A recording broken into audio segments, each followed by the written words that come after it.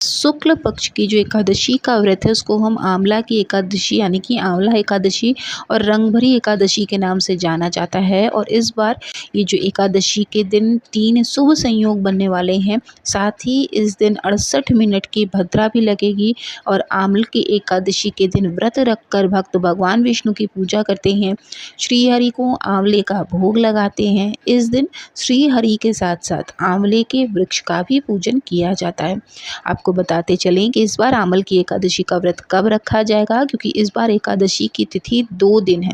तो ऐसे में कन्फ्यूज़न है कि व्रत किस दिन रखना ज़्यादा सही होगा और व्रत का पारण मुहूर्त क्या रहेगा। इसके अलावा भद्रा काल का समय कब से कब तक रहेगा, भद्रा का वास इस बार कहाँ रहने वाला है, ये सभी जानकारी हम आपको देंगे।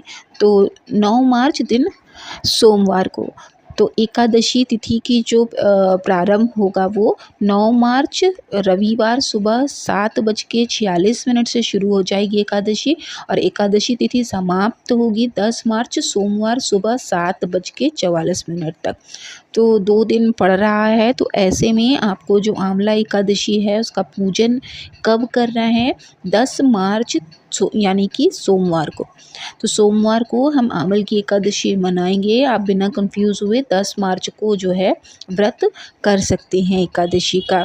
अब ऐसे में क्योंकि जो है दशमी तिथि भी पड़ रही है रविवार को और एकादशी तिथि भी लग रही है। तो अगर बात करें कि किस तिथि में व्रत रखना सही होगा, तो जब भी एकादशी की तिथि 2 दिन की होती है तो दूसरे दिन वाली एकादशी का व्रत रखना ज़्यादा शुभ माना जाता है।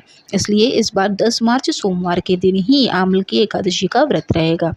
और एक दिन पहले यानी रविवार है दिन दशमी तिथि के नियमों का पालन किया जाएगा, क्योंकि रविवार का दिन है, रविवार को तुलसी के पत्ते नहीं तोड़े जाते। तो आप एक दिन पहले यानी शनिवार के दिन ही तुलसी के पत्ते भी तोड़कर रख लें। 10 मार्च को सोमवार को जो सुबह ब्रह्म मुहूर्त में पूजा करना चाहते हैं उनके लिए समय है 5:07 से 5:55 तक। सूर्योदय का जो सुबह होगा वो 6:44 पे होगा। सूर्यास्त होगा शाम को 6:30 पर। जो लोग प्रातःकाल पूजा का शुभ मुहूर्त में पूजा करना चाहते हैं उनके लिए 7:45 से 8:51 तक पूजा का जो है वो शुभ मुहूर्त है। शाम की जो पूजा है उसका समय है 6:24 से 7:39 तक का। जो राहु काल लग रहा है वो सुबह 7:30 से 9 बजे तक का लग रहा है। लेकिन ऐसे में आप पूजा पाठ कर सकते हैं। जब भी भद्रा लगता है तो आप शुभ काम नहीं कर सकते हैं, पूजा पाठ आप कर सकते हैं। हरिवासर योग भी लग रहा है। जो हरिवासर का समय है 10 मार्च 2025 सोमवार को दोपहर में 1 बजे तक हरिवासर का समय है। यानी हरिवासर का मतलब जब श्री हरि का पूरा दिन उसमें वास होता है। तो ऐसे समय में भी आप व्रत नहीं खोल सकते, सिर्फ आपको भजन ही भजन आपको करते रहना है। ठीक है, तो गलती से भी कुछ भी नहीं करना है आपको। उस समय फलाहार तक भी नहीं करना है। आप जितना हो सके अल्पाहार करके ही जो है भजन कीर्तन लगातार करते रहें। व्रत पारण जो खोलने का शुभ मुहूर्त है वो 11 मार्च 2025 मंगलवार को सुबह 6:44 से लेकर 8:13 तक में है। तो जब भी आप व्रत का पारण करेंगे शुभ समय में करना चाहिए। और दान करने के बाद एकादशी व्रत इसीलिए महत्वपूर्ण है कि आप दान करें। अपने जो भी आपने भोजन का त्याग किया है उसका आप किसी जब और को खिलाते हैं तो तब जाकर उसका फल आपको मिलता है। तो किसी भी ब्राह्मण का आप उसको दान कर सकते हैं, किसी गरीब को भोजन करा सकते हैं, या कोई ना मिले तो ऐसी अवस्था में आप गाय को चारा या भोजन दोनों करा सकते हैं।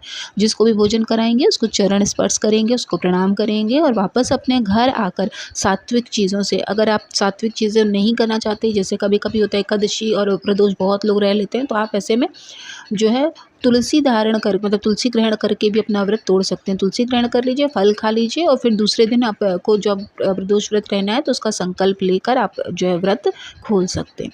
ठीक है, तो ऐसे में आपको ऐसी ही एकादशी की पूजा करनी है कि आपको उसका पूरा का पूरा फल मिले, श्री हरि के चरणों में आपको जगह मिले और वो आपकी हर समस्या का समाधान आसानी से होता चला जाए। उनकी कृपा हमेशा आप पर बरसती रहे। तो आई होप कि आप सभी के लिए ये वीडियो बहुत यूज़फुल रही होगी। वीडियो अच्छी लगी हो तो प्लीज़ चैनल को ज़रूर सब्सक्राइब कर लीजिएगा। ओम श्री वासुदेवाय नमः।